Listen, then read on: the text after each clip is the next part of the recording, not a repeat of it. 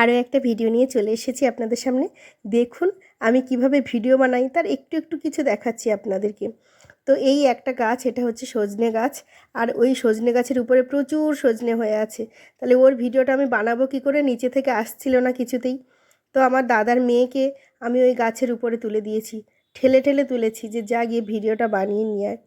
ও তো উঠলো, উঠে ভিডিওটা বানানোও হলো, কিন্তু সমস্যা হলো নামার সময়।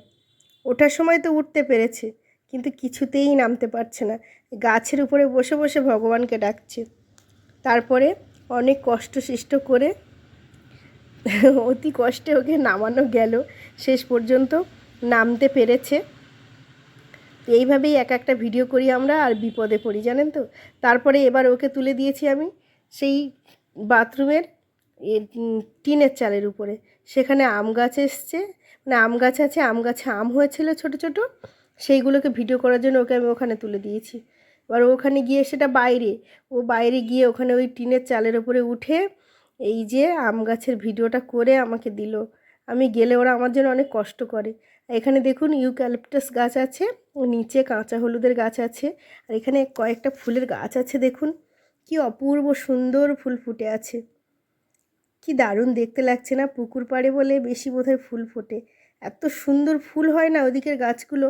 আমাদের এদিকে কিন্তু এতটা ফুল ফোটে না, ওখানে খুব সুন্দর ফুল হয় প্রত্যেকটা ফুল। আর এটা হচ্ছে একটা থোকা জবা, তো কত ফুল ফুটেছে গাছে।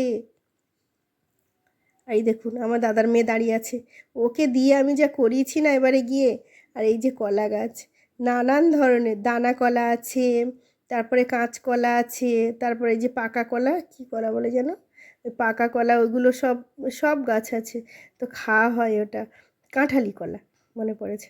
তো এই সব কলাই ওখানে, বাবাদের বাড়িতে এত কলা গাছ আছে, আর আমরা এখানে 20 টাকায় 2টো করে কিনে খাই কাঁচকলা। একটু পাশাপাশি বাড়িটা হলে কিনতে হতো না। এই দেখুন কি সুন্দর কলার মোচাও ঝুলছে। আমরা তো মোচা 15 টাকা 20 টাকা করে পিস কিনি। আর এদের আরও কতগুলো সজনে গাছ দেখুন। আবারও ওকে ঠাকুর ঘরের চালের উপরে তুলে দিয়েছি ওই আম গাছের ভিডিও করার জন্যে। ও শুধু আমার জন্য বারবার বিপদে পড়ে। আর এখানে দেখুন এটা হচ্ছে শিম গাছ, কি সুন্দর শিম হয়েছে না। এবারে গিয়ে প্রচুর সবজি দেখেছি ওদের বাড়িতে, সব রকমের সবজি লাগিয়ে রেখেছে। তো নোনা জল উঠলে তো আর সেটা সম্ভব হবে না, যতদিন নোনা জল উঠছে না ততদিন একটু সবজি লাগিয়ে রাখলে বেশ ভালোই সবজি হয়।